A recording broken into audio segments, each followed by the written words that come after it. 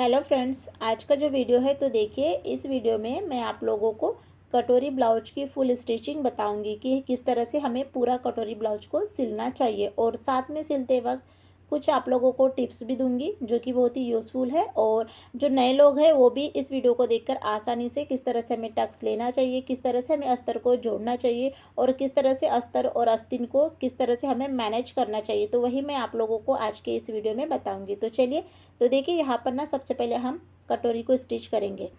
तो यहाँ पर आपको ना जो हमारा ब्लाउज है उसे ना उल्टा रखना है और उसके ऊपर अस्तर को अच्छे से सेट कर लेना है। तो दोनों को आमने सामने रखना है और साइड में फिर यहाँ पर ना पिन को अटैच कर लेना है। तो देखिए, इस तरह से पिन लगाने से ना कपड़ा इधर उधर नहीं होगा।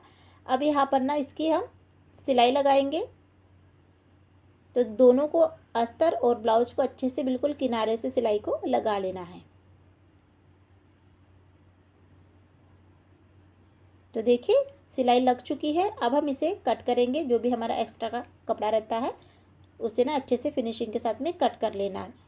अब हम दूसरा भी इसी तरह से सिलाई को से कंप्लीट कर लेंगे। तो दोनों यहाँ पर रेडी हो गए हैं, मतलब हमारी जो कटोरी है उसे हमने अस्तर को जोड़ लिया है। अब इसे हम साइड में रखेंगे और जो हमारी साइड की पट्टियाँ रहती है, तो देखिए यहाँ पर मैंने सेम जैसे कटोरी को जोड़ा था तो इसे भी वैसे ही जोड़ लेना है, अटैच कर लेना है।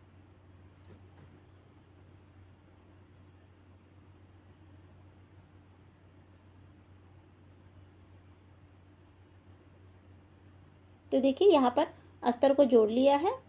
अब हम इसे भी कट कर लेंगे।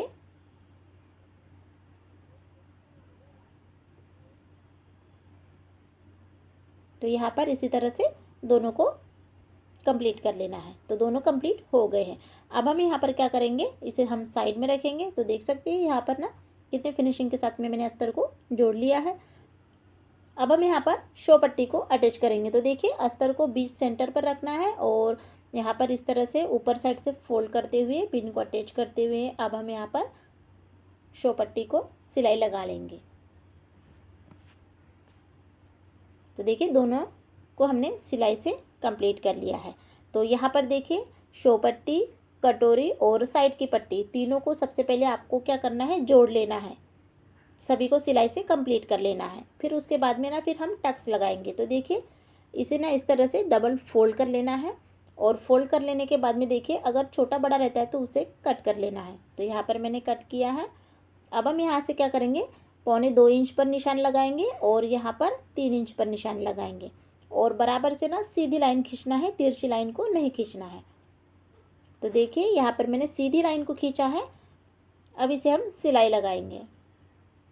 तो बिल्कुल उसी के ऊपर हमें सिलाई को लगा लेना है। सीधी लाइन खींचने से क्या होता है कि जो टक्स है वो बराबर से अच्छे से आता है। तो दोनों कंप्लीट हो गए हैं।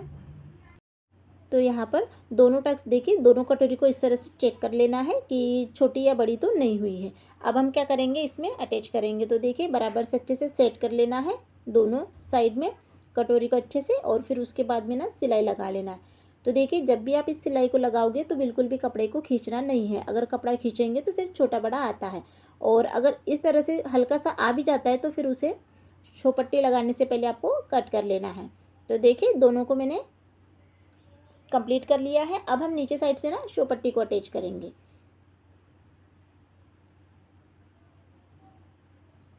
तो यहाँ पर देखिए, अब टक्स का जो है ना उसे ना इस तरह से आगे के साइड में ना फोल्ड कर लेना है और यहाँ पर हमारे शो पट्टी कंप्लीट हो गई है।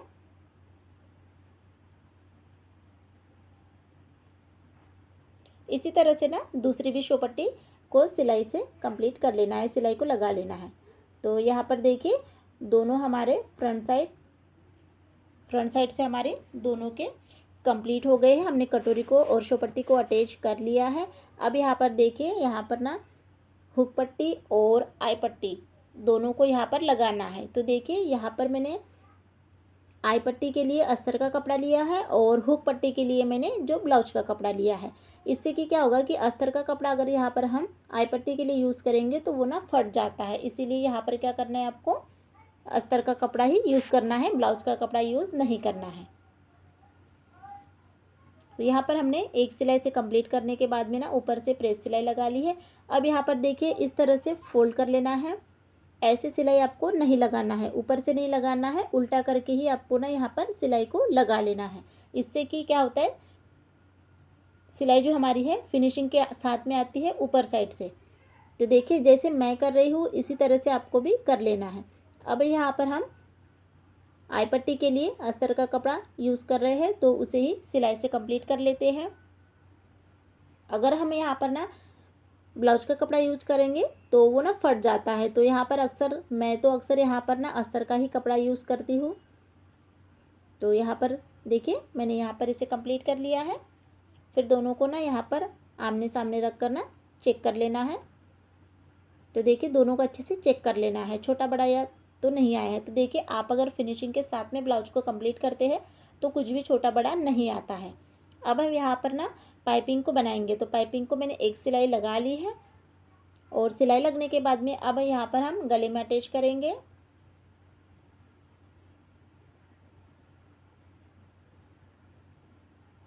तो एक सिलाई से मैंने इसे कंप्लीट कर लिया है। अब यहाँ पर क्या करना है, छोटे छोटे ना कट लगा लेना है। इससे कि क्या होता है, जो हमारी पाइपिंग है बहुत ही फिनिशिंग के साथ में बनती है। और साथ में हाथों से ना इस तरह से प्रेस भी कर लेना है। फिर उसके बाद में यहाँ पर इसे फोल्ड कर लेना है।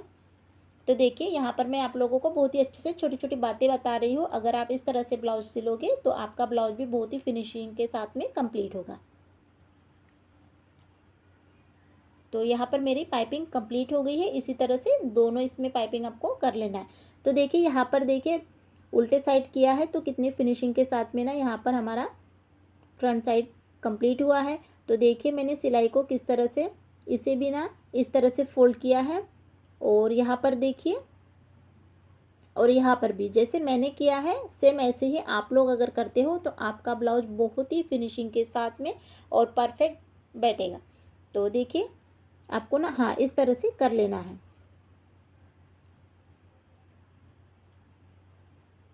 तो देखिए अब यहाँ पर क्या करना है आपको, दोनों तो हमारे कंप्लीट हो गए हैं। अब हम ना बैक साइड का गले को बनाएंगे। तो देखिए बैक साइड का गला जो है वह गोल गला ही है।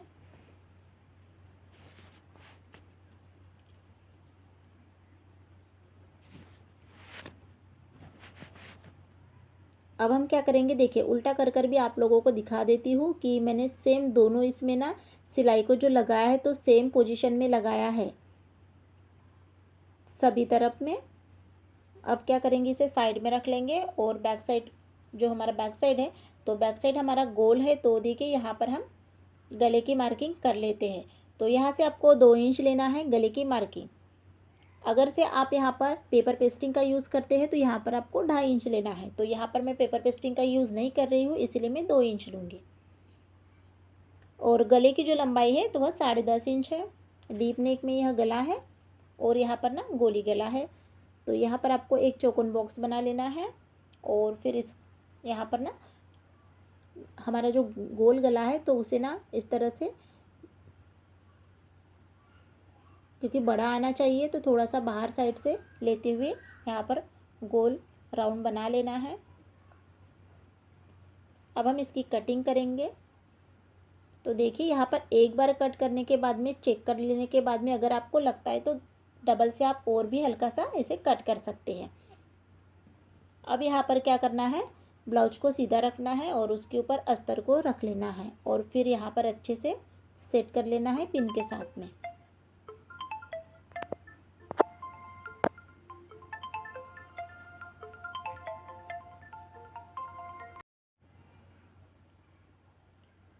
तो देखिए यहाँ पर गोल गले में हमारी सिलाई कंप्लीट हो गई है। अब हम नीचे साइड से भी एक सिलाई को लगाएंगे और यहाँ पर ना देखिए अलग से हम कमर पट्टी को यूज़ नहीं करेंगे।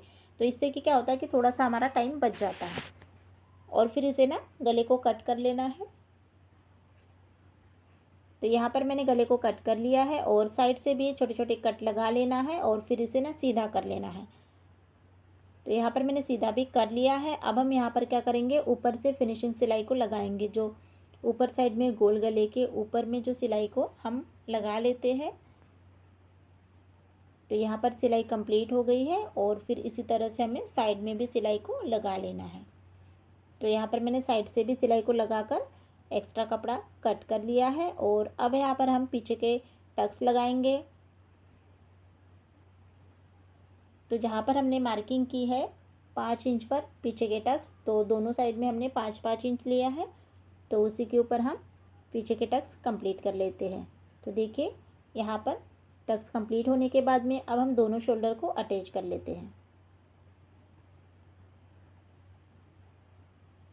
तो देखिए आप जब भी कस्टमर का ब्लाउज़ बनवाए तो कस्टमर का ब्लाउज़ जब आप सिलते हो तो इसे ना डबल सिलाई लगाना पड़ता है। तो यहाँ पर